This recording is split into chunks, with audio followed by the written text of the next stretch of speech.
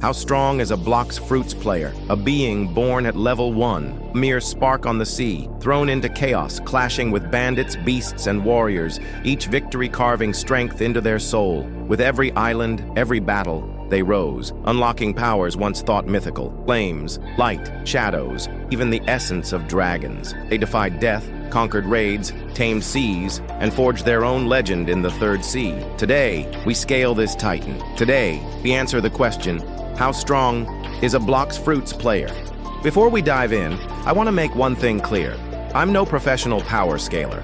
This video is built on observation, logic, and in-game feats, not strict formulas. We'll be assuming our player has access to everything, every fruit, sword, fighting style, race, and transformation. We'll also assume they can solo most raid bosses, with the exception of a few outliers. But we'll get into that later. This is my take on the power of a maxed out Blox Fruits player. So take it as an analysis, not a definitive answer.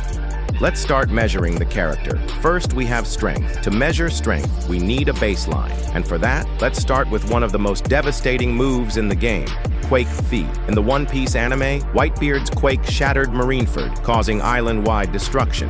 In Blox Fruits, Awakened Quake's V move does the same. Its sheer area of effect engulfs smaller islands in the first sea, casually displaying island-level destructive power. And this is just one ability, not even the strongest. Then come the others. Light V, Dragon C, Blizzard V, Gravity Tap V, and more. While some have smaller range or impact, many are at or near that same island-level tier. A top player throws around that kind of power as casually as breathing, but it doesn't stop there. Gravity Fee Hold is different. When used, we see chunks of the moon break off and crash down to Earth. Even if it's more cinematic than wide-scale, the energy behind it is staggering. Using rough energy estimates, pulling lunar debris like that would require at least country-level force, and our player pulls it off mid-fight. Still not enough? Now let's talk raid bosses. These aren't basic NPCs. Enemies like Indra, Do King, and Tyrant have huge health pools, tight time limits, and dangerous mechanics. Yet the best of the best can solo or at least survive long enough to deal thousands of hits. If we scale that consistent output over time, it aligns well with country-level destructive potential, especially when considering the stacking buffs and advanced forms a player can use. And then there's the Leviathan, a mythical sea beast said to have once frozen the ocean itself. If we take the world of Blox Fruits as Earth-sized, freezing even part of the sea over time would take continental levels of energy, maybe more. Now, a single player can't summon it alone. You need 5. But with the right items, skills, and timing, a solo kill is possible. So the player doesn't just survive a world-ending threat, they defeat it. All things considered, from island-shattering quakes, to country-sized storms, to freezing oceans and toppling raid bosses, a maxed-out Blox Fruits player sits comfortably between high country to low continental level in raw power. Not a god, but not far behind. When it comes to measuring speed, we'll break it down into 3 distinct categories: travel speed, attack speed, and reaction speed. Let's begin with travel speed, how fast a player can move across the world. Out of all categories, this is where Blox Fruits players show the least impressive feats. Abilities like Dragonflight, transformed, allow rapid gliding across islands, and visually it may seem fast. But when tested in a controlled scenario, the results are underwhelming. A more consistent and widely used method of travel is light flight, often regarded as one of the fastest fruits for movement. In testing, I used light flight to travel a distance of roughly 1 kilometer. The journey took around 45 to 50 seconds, resulting in a speed of about 20 to 22 meters per second, or roughly subsonic, similar to the speed of a fast motorbike or car in real life. While Dragonflight might be a bit faster in short bursts, it lacks the consistency and range light offers. So, for most maxed-out players, subsonic travel speed is the normal. Next, we move into more interesting territory: attack speed. When it comes to barrage-style speed, we've already seen that moves like Superhuman Z, Death Step C, and especially Godhuman Z offer absurdly fast strike output. But melee isn't the only style capable of overwhelming speed. Some swords also come equipped with barrage attacks that push the limits of how many strikes a player can land in seconds. Orochi Z unleashes a cyclone of blade slashes, visually dozens of hits compressed into a tight window, allowing the user to shred through enemies in moments. Then there's Dark Blade Z.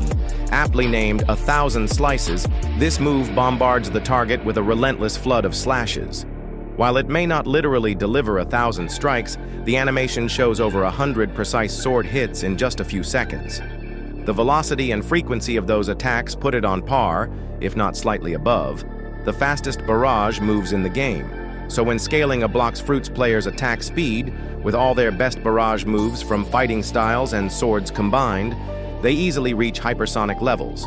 Multiple attacks per frame, frame-perfect timing, and unrelenting combos. This is not the speed of a human, it's the speed of a storm, condensed into a living weapon.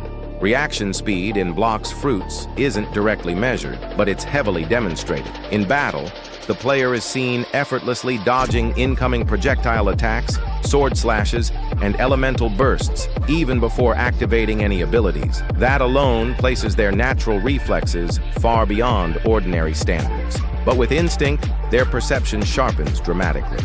With this power active, the player can evade some of the fastest techniques in the game, like the God-Human Z barrage and the blinding flurry of Dark Blade Z, a move literally described as 1,000 slices. They may not dodge overwhelming area attacks or high-tier bursts, but they can completely avoid concentrated high-speed barrages, reacting in real time with pure mobility and awareness. This feat alone places their reaction speed solidly in the high hypersonic range, rivaling some of the fastest strike speeds we've scaled in the game. Let's talk about durability and stamina. Durability-wise, the BloxFruit player is an absolute tank. They survive massive AoE attacks, many of which could wipe out islands. Boss fights like Do King and Tyrant unleash country-level damage, yet the player withstands these onslaughts with buffs, dodging, and healing. This comfortably places their durability around island to small country level, depending on setup and skill. In BloxFruit, stamina is measured by the energy bar just below the player's health. Basic actions like sprinting, dashing, and running across islands do drain it, but incredibly slowly. This means players can explore, fight, and move without constantly worrying about burning out. What makes stamina truly broken in this game is that 99% of all abilities, no matter how powerful, consume very little energy. You can spam quake waves, sword moves, or transformations, and your energy bar will barely flinch. There are a few exceptions. Phoenix's healing move drains energy as it converts it into health, and the Portal V ability steadily eats away at stamina while you remain inside its pocket dimension. But beyond those cases, a player can spam moves, teleport, and sprint from island to island, and still have energy left to fight a boss. It's not just good stamina, it's superhuman tier endurance, built for relentless combat. Let's talk about the hacks and abilities. Powers of a BloxFruit player go far beyond just strength or speed. Their true power lies in their versatility. They can master any weapon, any fighting style, and every element the game offers, from fire and magma to light, ice, and darkness. They can heal, teleport, and even regenerate mid-fight. Players can summon a small dimension, trap enemies inside, and fight without interruptions. They can transform into dragons the size of entire islands. Yes, actual dragons. They have instinct, which lets them dodge attacks before they even land. They use aura to break through defenses and tank serious damage. In simple words, a maxed-out player has more abilities than some final bosses in other games. Their power isn't just about numbers, it's about how many ways they can outplay, outlast, and overwhelm. They don't just fight, they bend the rules of the game. So all things considered, a maxed-out BloxFruit player scales around high country to low continental strength with subsonic travel speed and hypersonic attack and reaction speed. He is not just a human, he's a man who came from nothing to become the most powerful being in the BloxFruit world, from level 1 to max, a legend forged.